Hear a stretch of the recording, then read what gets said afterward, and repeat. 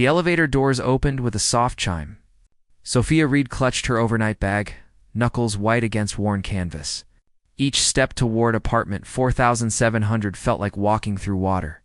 This was it. 3 weeks since she signed those papers, since she sold herself to save her mother's life. Stage 4 cancer was expensive. Experimental treatments were even more expensive.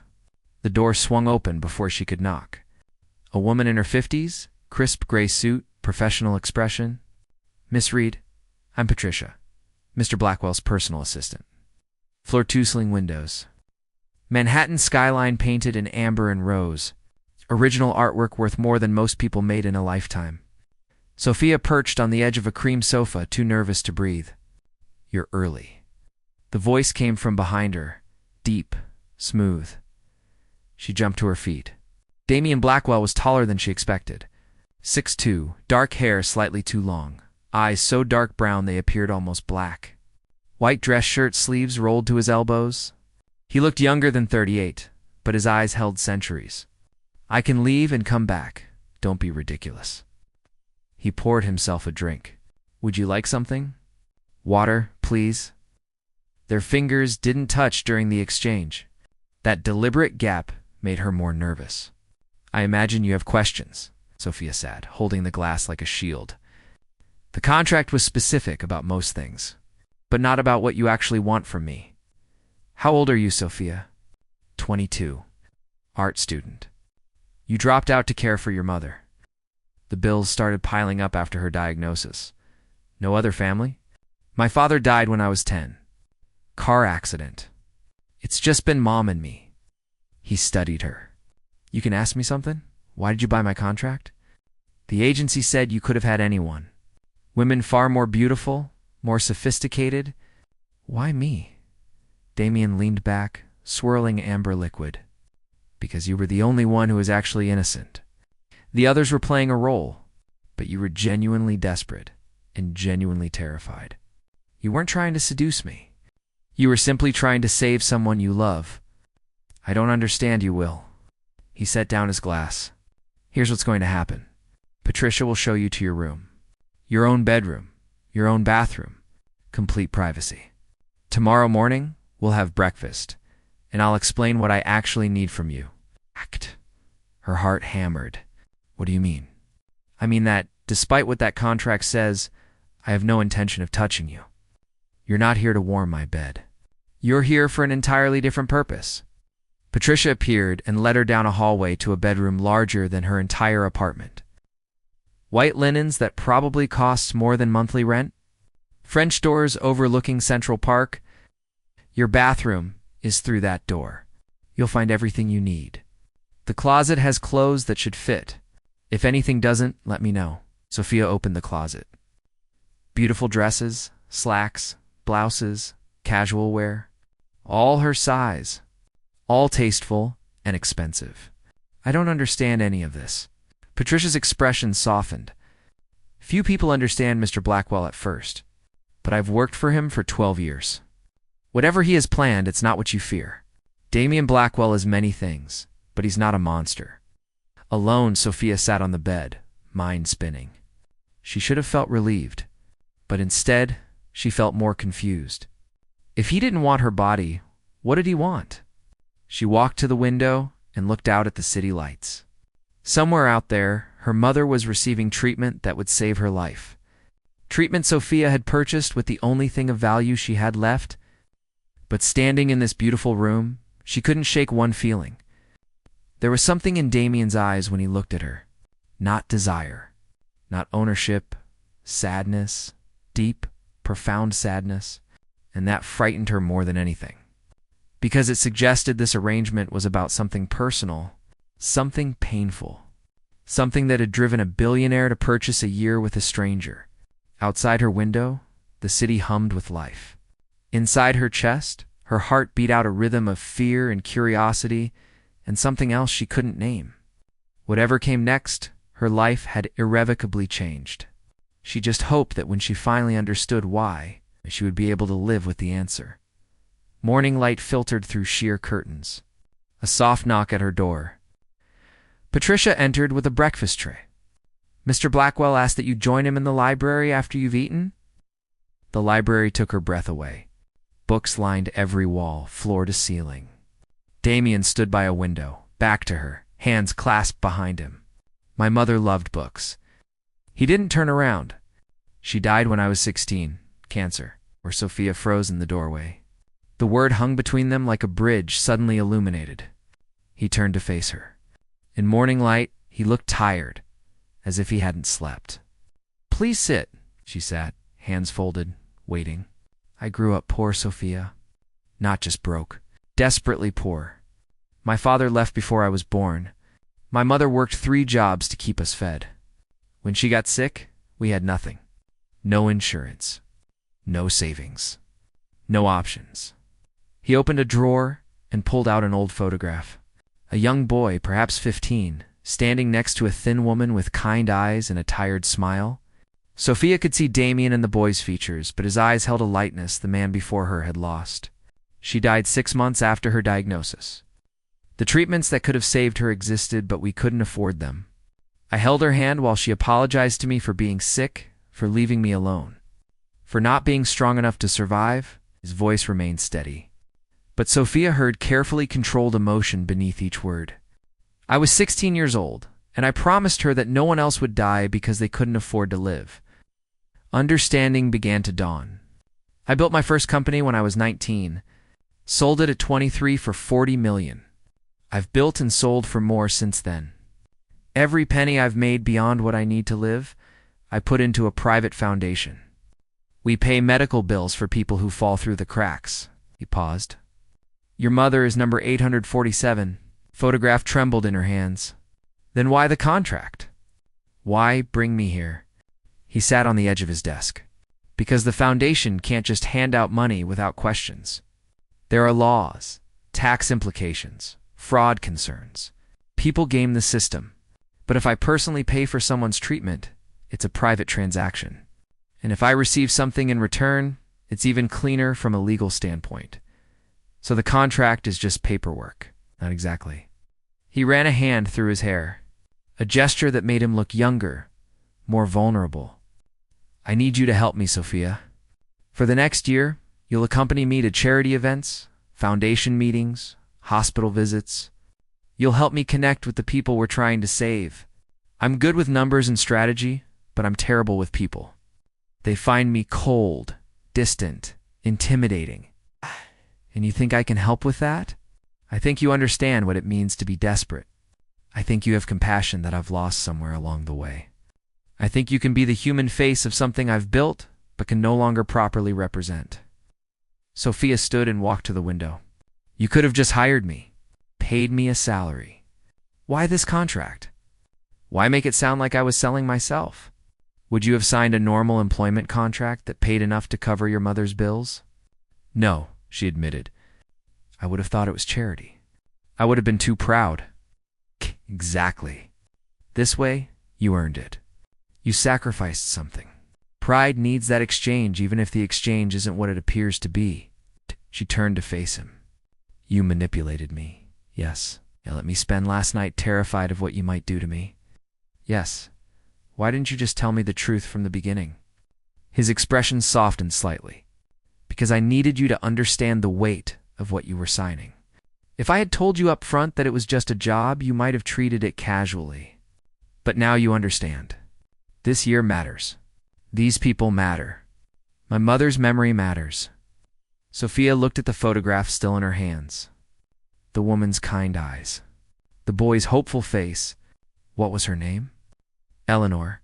She would be proud of you. Something flickered across Damian's face. Pain, gratitude, doubt. I'm not sure about that, but I'm trying.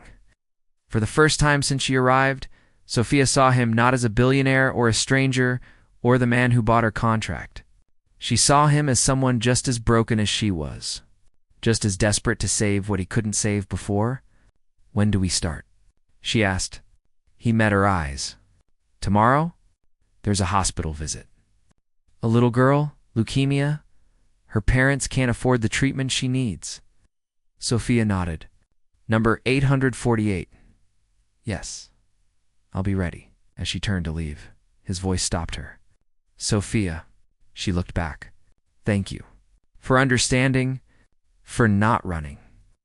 She didn't know what to say to that, so she just nodded and left him standing in his library full of books his mother loved. Surrounded by everything money could buy except the one thing he truly wanted, a second chance to save her. 3 months passed like pages turning in a book. Sophia never wanted to end. She stood beside Damian at hospital beds and charity galas. She held the hands of mothers who couldn't afford their children's medications. She smiled for cameras at foundation events while Damian stood rigid beside her, comfortable with attention, but determined to keep his promise. And slowly, something shifted. It started with small things. The way he remembered how she took her coffee. The way he waited for her opinion before making decisions about which cases to prioritize. The way he listened when she talked about her mother's improvement. Genuine relief in his eyes. One night, after a particularly difficult hospital visit, they sat in his penthouse as rain streaked the windows. A 6-year-old boy had died that afternoon. They'd arrived too late. Number 863, Damian said quietly. We were supposed to save him. Sophia sat beside him on the sofa, closer than she'd sat before. You can't save everyone. That's what people keep telling me. His voice cracked. It doesn't make it easier. Your mother wouldn't want you to destroy yourself trying to fix what happened to her. He turned to look at her. How do you know what she'd want? Because I'm a daughter too. And if something happened to me, I wouldn't want my mom spending the rest of her life punishing herself. I'd want her to live. To be happy. To find peace. Peace seems impossible. Maybe that's because you're trying to earn it instead of accepting it. Something passed between them.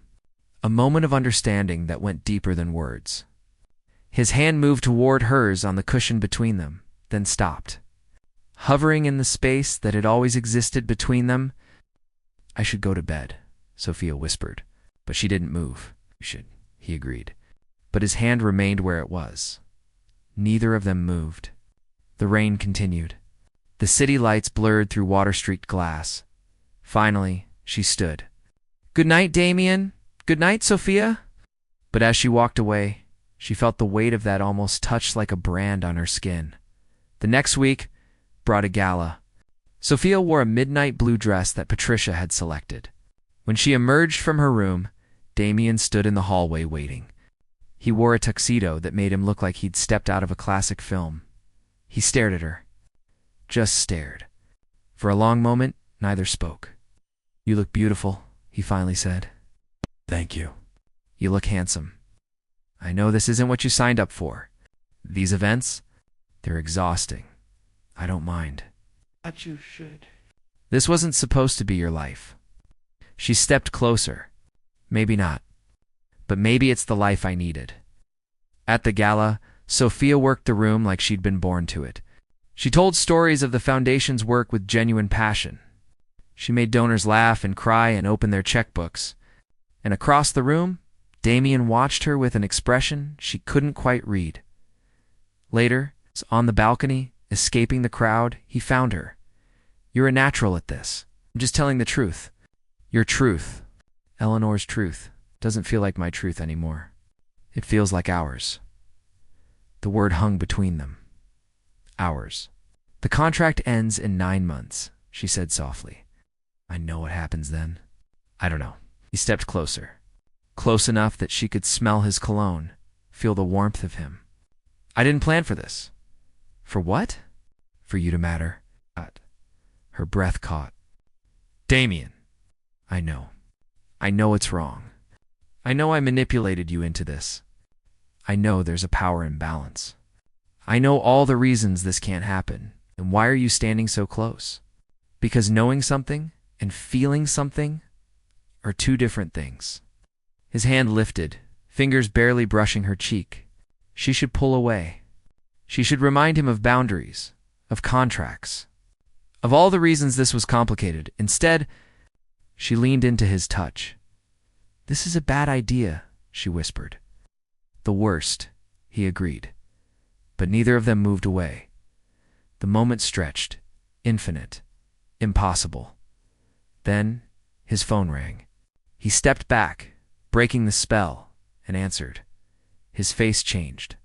Went pale when, pause, I'll be right there. He looked at Sophia, and she saw fear in his eyes for the first time. It's your mother. There's been a complication with the treatment. The hospital called Patricia when they couldn't reach you. The world tilted. How bad? They didn't say, but we need to go now. In the car, speeding through city streets, Sophia's hands shook. Damian reached over and took one of her hands in his. Held it tight.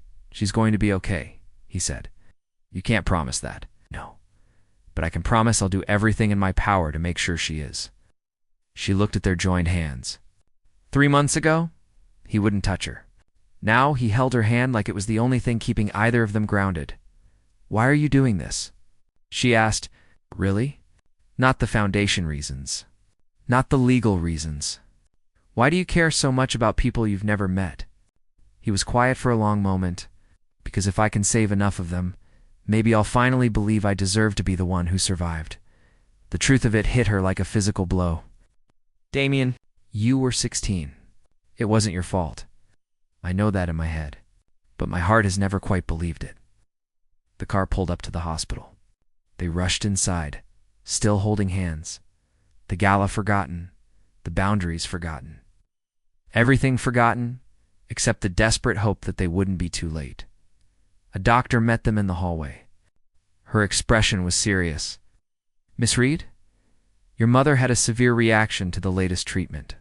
We've stabilized her, but we need to discuss next steps. The experimental protocol may be too aggressive for her system. What does that mean? The doctor glanced at Damian, then back at Sophia. It means we may need to consider less aggressive options, which could mean a lower survival rate. Sophia's knees went weak. Damian's arm went around her waist, holding her up. Can we see her? He asked. Of course. But she's sedated. She won't be able to talk. They walked into the room together. Sophia's mother lay pale and still, machines beeping steadily. Sophia sat beside the bed and took her mother's hand. Mom, I'm here. I'm right here. Damian stood in the doorway, watching. His expression was something Sophia had never seen before. Raw, vulnerable, haunted. This was his nightmare.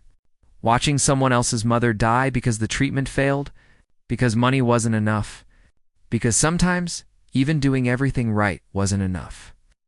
I'll talk to the doctors, he said quietly. I'll find the best specialists. Whatever she needs, Damian. Sophia looked up at him. Thank you. For everything. For the treatment. For being here. For caring. I'm not sure I know how to do anything else anymore. He left to find the doctors. And Sophia sat alone with her mother, holding her hand, and realized something that terrified her more than any contract or complication. She was falling in love with Damian Blackwell, and she had no idea if he could ever love her back, or if he was too busy trying to save the world to save himself. 6 months into the contract, Sophia's mother had stabilized on a modified treatment protocol.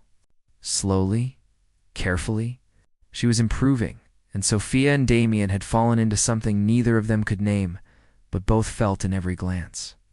Every accidental touch, every conversation that lasted until dawn, they still hadn't crossed the line. But the line was getting thinner every day. One evening, Patricia asked to speak with Sophia privately. They sat in the library, and Patricia's usual professional composure seemed fractured. I need to tell you something. About Damian. About the foundation. Sophia's stomach tightened. What is it? The agency where you signed your contract. It's not what you think. Damian doesn't just pay for medical treatments. He specifically seeks out young women in desperate situations. Women with sick family members. Women who have nowhere else to turn. I know. He's helping them, is he? Patricia's eyes were sad. Or is he collecting them? You're the 14th woman who signed a contract like yours in the past 8 years. The room seemed to tilt. What? Each one stays for a year. Each one helps with the foundation. Each one gets close to him. And each one leaves when the contract ends and he moves on to the next. It's a pattern, Sophia. A cycle that doesn't make sense. Why would he do that? Because he's addicted to saving people, but not in the way you think. He finds women who remind him of his mother. Young, desperate, grateful. He saves them, bonds with them, lets himself feel something, and then he lets them go before it becomes real, before he has to risk actually losing someone again. Sophia stood, pacing. Where are these other women now? Moved on, living their lives, their families healthy. But every single one of them left heartbroken, because he makes you believe you're special, that you're different, that maybe this time he'll actually let someone in. You're lying. I wish I was. Patricia pulled out a folder. I've worked for him for 12 years. I've watched this happen over and over. I stayed quiet because I believed he was doing good. But you're different. The way he looks at you is different. And I think that's going to make it worse when he inevitably pushes you away. Sophia opened the folder. Photographs, contracts, names. Sarah Chen, Melissa Rodriguez, Catherine Walsh. 13 women before her. All young, all desperate, all signed to one-year contracts, all gone now. Why are you telling me this? Because I care about him. And I think you might actually be able to break this cycle. But only if you confront him. Only if you make him face what he's doing. Sophia's hand shook. I need to talk to him. She found Damian in his office, working late. He looked up and smiled when he saw her, and it broke something inside her chest. Hey, I was just about to come find you. I wanted to talk about the gala next week. Who's Sarah Chen? His smile vanished. What? Sarah Chen, Melissa Rodriguez. Catherine Walsh. 13 women before me, all with sick family members. All signed to one-year contracts. All gone now. He stood slowly. Patricia told you? Is it true? Silence. Long and damning. Yes. The word felt like a knife. So this is what you do. You find desperate women and make them fall for you, and then throw them away when the contract ends. It's not like that. Then what is it like, Damian? Explain it to me. Make me understand how this isn't exactly what it looks like. He ran both hands through his hair, turning away from her. They weren't like you. I'm sure that's what you told yourself about every single one of them. You don't understand. And help me understand. Because right now, I feel like an idiot. Like just another desperate girl in your collection. Like everything we've shared these past 6 months has been part of your twisted pattern. It hasn't. Prove it. He turned back to face her. His eyes were wild, desperate. I can't. Why not? Because I don't know how to be anything other than what I am. I save people, Sophia. It's all I know how to do. After my mother died, I was hollow, empty, and then I started the foundation. And every person I saved filled that emptiness a little, but it never lasted. The emptiness always came back. So you use people to feel better about yourself. The admission came out broken. Yes, I use people. I manipulate them. I tell myself it's for a good cause, but maybe I'm just selfish. Maybe I'm just trying to fix something that can't be fixed. What about me? Was I just another fix? No. He stepped toward her. You were supposed to be? But you weren't. It got under my skin. Made me feel things I'd locked away. Made me think maybe I could actually have something real. And then what? When the contract ends in 6 months, you'll just let me go like all the others? I don't know. That's not good enough, Damian. What do you want me to say? That I love you? That I'll ask you to stay? That we'll have some fairy tale ending? I want you to be honest. For once, just be completely honest. He moved closer. Close enough that she could see the pain in his eyes, the fear, the desperation. I'm terrified, he whispered. I'm terrified that if I let you in completely, I'll lose you. Like I lost her. Like I lose everyone who matters. And I don't think I can survive that again, so you'd rather push me away first. Yes, that's not love, Damian. That's cowardice. The words hung between them like a sentence. I know, he said. I know what I am. I know I'm broken. I know I don't deserve you or anyone else. But I can't change. This is who I am. Sophia felt tears on her cheeks. My mother is getting better. The treatments are working. In 6 months, the contract will end, and I'll have fulfilled my obligation. And you'll move on to number 868, or whatever comes next. Is that what's going to happen? I don't know. Then I need to know something else. These past 6 months, the way you've looked at me, the way you've held my hand, the way you almost kissed me on that balcony, was any of it real? All of it was real, but not real enough to fight for. He didn't answer. And in that silence, Sophia found her answer. I'll finish the contract, she said, her voice steady despite the devastation in her chest. I'll do the hospital visits and the galas and play my part, because I signed an agreement and I keep my promises. But don't ask me to feel anything for you anymore. Don't ask me to pretend that this is anything other than what it is. A transaction. Sophia. No. You don't get to say my name like that. You don't get to look at me like I'm breaking your heart when you're the one choosing this. She turned toward the door. Wait. She stopped but didn't turn around.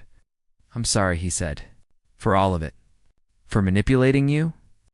For making you believe in something that I'm too broken to give you. You deserved better. Yes, she agreed. I did. And she walked out, leaving him standing alone in his office, surrounded by his wealth and his guilt and his endless, impossible need to save everyone except himself. Behind her, she heard something crash, glass shattering, and then silence, the kind of silence that sounds like the end of everything. 3 months of ice, Sophia fulfilled her contract obligations with mechanical precision. She stood beside Damian at events and never touched him. She spoke to donors and never met his eyes. She visited hospitals and left rooms when he entered. Patricia watched them both with sad, knowing eyes. The remaining women on the foundation's list got their treatments. The galas continued. The money flowed. Lives were saved. But the space between Sophia and Damian grew wider every day. 1 week before the contract's end, Sophia's mother was declared cancer-free. Sophia got the call while standing in the penthouse living room. She hung up and stood there, staring at the city, feeling empty when she should have felt joy. Damian appeared in the doorway. She hadn't heard him come in, Patricia told me. About your mother. I'm glad, thank you. Silence. 1 more week, he said. Yes. Have you thought about what you'll do after? Go back to school. Get my own apartment. Start my life again. That sounds good. It does. More silence. Sophia, don't. Please. Just let me say this. She finally turned to look at him. He looked thinner than 3 months ago. Tired. There were shadows under his eyes that hadn't been there before. I contacted the other women. All 13 of them. Her breath caught. I apologized. I explained. I offered them additional support if they needed it. Most of them told me they didn't need anything from me, that they'd moved on, that they'd healed from whatever damage I'd done. Why are you telling me this? Because I need you to know that I heard you, that I've been thinking about what you said, that maybe you were right. About what? About me being a coward. He walked toward her slowly, like approaching something fragile. I've spent 16 years trying to save my mother by saving everyone else. But I never actually dealt with losing her. I never let myself grieve. I never let myself be angry at the universe for taking her away.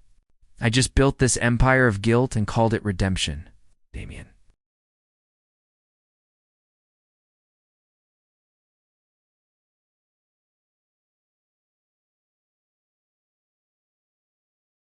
I don't know if I can change.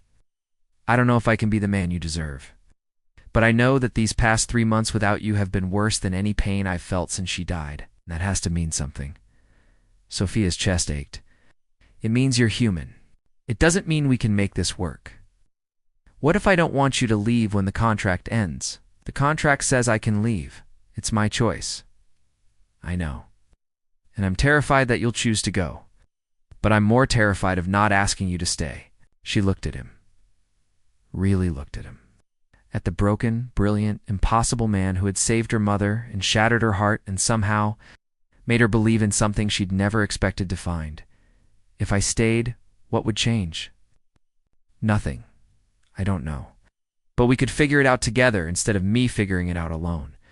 That's not a plan, Damian. Us. That's hope, and hope isn't enough. Then what is? She stepped closer. Honesty, vulnerability, actually letting me in instead of using me to fill the emptiness. Being willing to get hurt, being willing to fail. I can try. Trying isn't enough either. Then what do you want from me, Sophia? Tell me and I'll do it. She was so close now, she could see the gold flecks in his dark eyes, could see the desperation, and fear in something else she'd seen before, but never let herself believe in. I want you to stop trying to save everyone and just be with me. I want you to see a therapist and actually deal with your grief. I want you to stop using the foundation as a shield and start using it as a legacy. I want you to let Patricia hire someone else to do the events because you hate them. I want you to paint again. I don't paint. Your mother did. The paintings in this apartment, they're hers, aren't they? Paint still. How did you know? Because I'm an artist. I recognize love in brushstrokes. She painted these for you, to leave you something beautiful. I couldn't bear to look at them for years. Then I couldn't bear to take them down. What if you tried to create something beautiful too, instead of just trying to prevent something terrible? He reached up and touched her face. The first time he'd touched her in 3 months. What if I fail?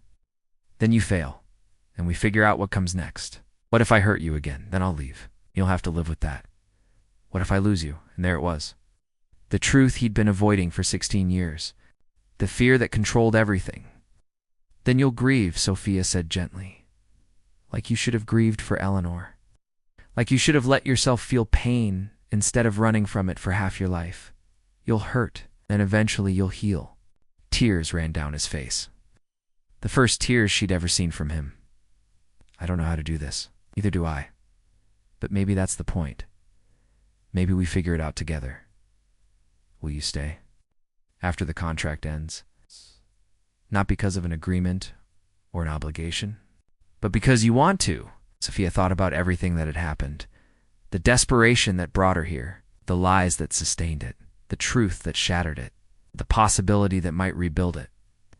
Ask me again in a week, when the contract is over. When I actually have a choice, and if you choose to leave, then you let me go. You wish me well. You keep saving people, and you finally start saving yourself too. He nodded, stepped back, let his hand fall away from her face. 1 week then. 1 week, 7 days later, Sophia stood in the penthouse with her small overnight bag. The same bag she'd arrived with a year ago. Patricia had already said goodbye, tears in her eyes. Damian waited by the door. Your mother is doing well, he said. Yes, thanks to you. The contract is fulfilled.